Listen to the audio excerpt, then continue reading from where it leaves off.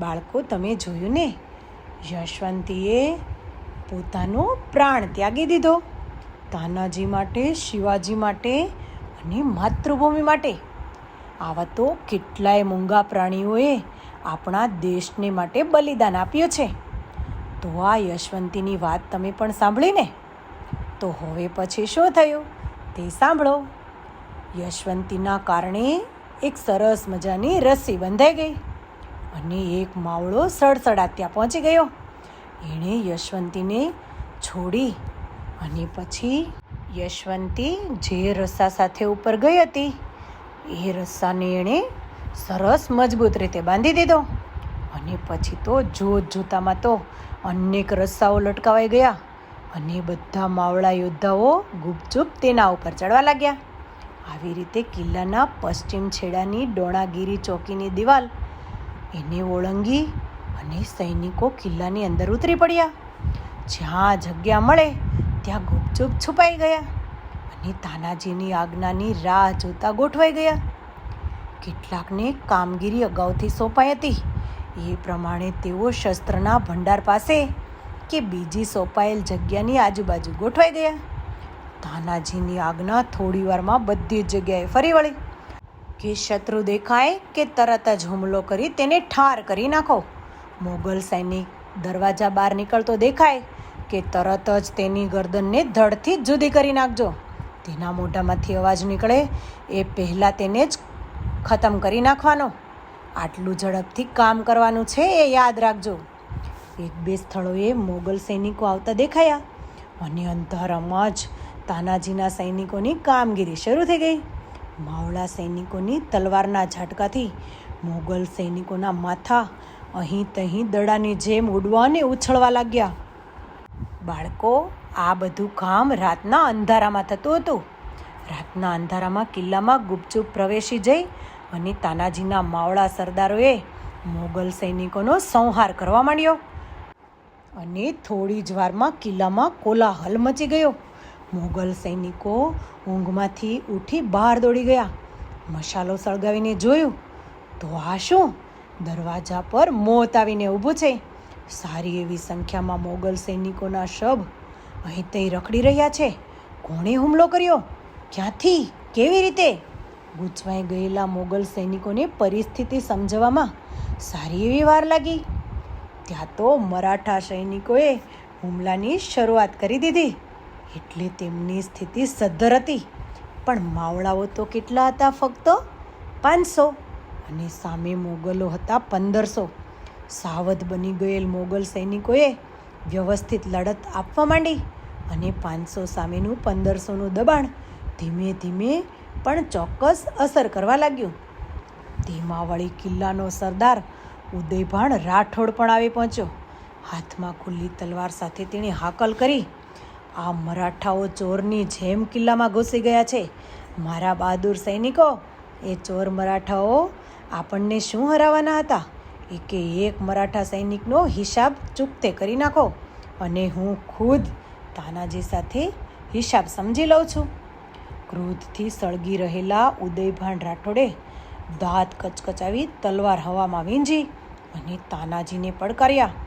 તાનાજી, તું ચોરની જેમ કિલ્લામાં ઘૂસી આવ્યો છે, પણ શૂરવીર હો તો આવ મારી સામે અને ચલાવ તારી તલવાર. પણ બાળકો, તાનાજી પણ કેવા હતા? એકદમ લોખંડ જેવા હતા. મોગલ સૈનિકોના હલ્લાને ખાળી રહેવા મથતા તાનાજીને પણ પરિસ્થિતિની વિકટતા નજર સામે દેખાઈ રહી હતી. સમય વીતતો જશે તેમ તેમ પોતાની સૈનિક શક્તિ ક્ષીણ થતી જવાની છે એ વાત તાનાજીએ સમજી લીધી. તેણે ફેંસલો કરી લીધો, જલ્દીમાં જલ્દી આ લડાઈનો ઉકેલ લાવી દેવો જરૂરી છે. મોડું થશે તેટલું આપણી વિરુદ્ધમાં છે. તાનાજીએ પણ આગળ આવી ઉદયભાણનો પડકાર ઝીલી લીધો. ઉદયભાણ, હવે એક પણ ડગલું આગળ વધવામાં જોખમ છે એ વાત બરાબર સમજી લે. જો મારી આ તલવાર તારું મોત બનીને આવે છે. ખુલ્લી તલવાર ચમકાવતો પહાડ જેવો ઉદયભાણ તાનાજી પર ઘસી આવ્યો અને બોલ્યો, લે સંભાળ. કહેતા તાનાજીએ ઉદયભાણની ગરદન ઉપર તલવાર ઝીકી દીધી. બંને પક્ષના સૈનિકો ઘડીભર બધું ભૂલી આ દ્વંદ્વ યુદ્ધ નિહાળી રહ્યા. ઘસી રહેલો ઉદયભાન અસાવધ નહોતો. ઝડપી ઝટકા સાથે તે બાજુ પર ખસી ગયો અને પછી ભયાનક અટ્ટહાસ્યતા સાથે તે બરાડી ઉઠ્યો.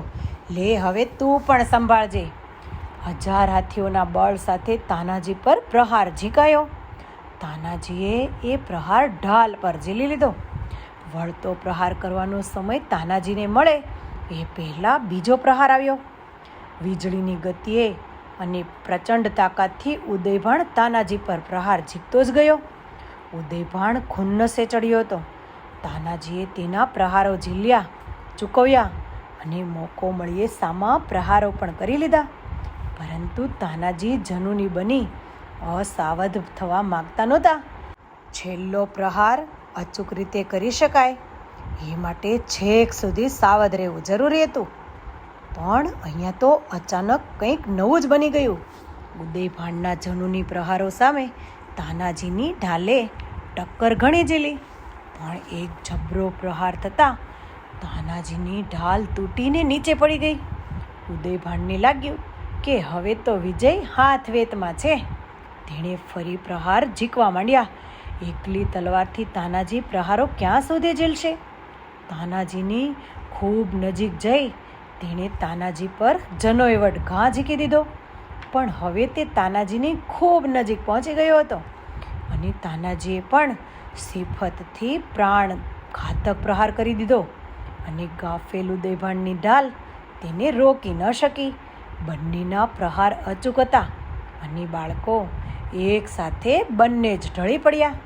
બંને બાજુના સૈનિકોએ જોયું કે પોતાનો સેનાપતિ મરાયો છે. બંને લશ્કરના સૈનિકો ભાગવા લાગ્યા.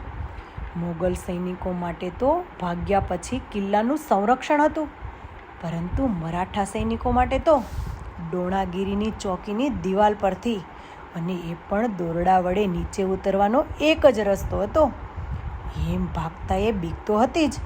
મોગલ સૈનિકો પીછો પકડે તો પછી મરાઠા સૈનિકોની વલે બુરી જ હાલત થાય. પણ એક ક્ષણે એવો વિચાર કરવા બેસે કોણ? પોતાના સેનાપતિને નજર સામે હણાયેલા જોયા પછી બીજો વિચાર આવે જ ક્યાંથી? મોગલ સૈનિકો પાછા ભાગ્યા તો આપણે પણ ભાગો. સૂર્યાજી પણ ઘડીભર કિંગ કર્તવ્ય મૂઢ બની ગયા. તેનો સેનાપતિ એનો મોટો ભાઈ સામે ઢળ્યો હતો. લશ્કર ભાગી રહ્યું હતું. કરવું શું? તેણે પડકાર કર્યો, મરાઠા વીરો ઊભા રહો.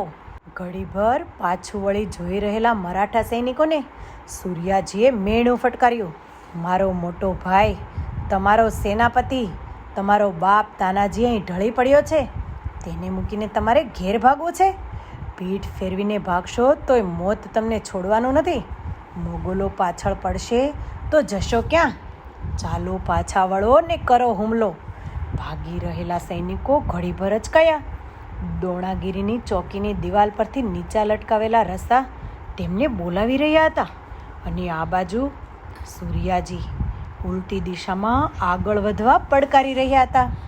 શેલાર મામાએ પણ ભાગતા સૈનિકોને પડકાર્યા, ભાગશો ક્યાંથી? નીચે ઉતરવાના બધા દોરડા તો મેં કાપી નાખ્યા છે. સૈનિકોને છેવાડે ડોણાગીરીની ચોકી નજીક વૃદ્ધ શેલાર મામા ખુલ્લી તલવાર સાથે રાતી ચોળ આંખે ઊભા હતા. તેની ગર્જના બધા મરાઠા સૈનિકોના કાને પડી. જુઓ, બધા જ દોરડાઓ મેં આ તલવારથી કાપી નાખ્યા છે. ભાગીને જશો ક્યાં? નીચે મોતની ખીણમાં? ચાલો ફરો પાછા અને કરો ગર્જના, હર હર મહાદેવ, હર હર મહાદેવ. વૃદ્ધ શેલાર મામાની યુક્તિ કારગત નીવડી. મરાઠા સૈનિકોનો રણઘોષ ગુંજી ઉઠ્યો, હર હર મહાદેવ. મરાઠા સૈનિકો કિલ્લા બાજુ આવ્યા, જાનની બાજી લગાવીને લડ્યા અને તેમણે થોડી વારમાં તો કિલ્લાને જીતી લીધો. આખી રાત જાગતા રહી શિવાજી મહારાજ કોંડાણાના કિલ્લાની દિશા પર મીટ માંડી રહ્યા હતા. કિલ્લામાંથી કોંડાણામાં ચાલતું યુદ્ધ તો નહોતું દેખાતું, પણ અવારનવાર અહીંથી ત્યાં ઝબૂકતી ઘૂમતી મશાલો યુદ્ધના આટાપાટાની કંઈક આછી સમજણ આપી રહી હતી. પો ફાટ્યું અને સમાચાર આવ્યા, કોંડાણા જીતાયો છે. મહારાજે પૂછ્યું, તાનાજી ક્યાં છે? મારે તેને સરપાવ આપવો છે.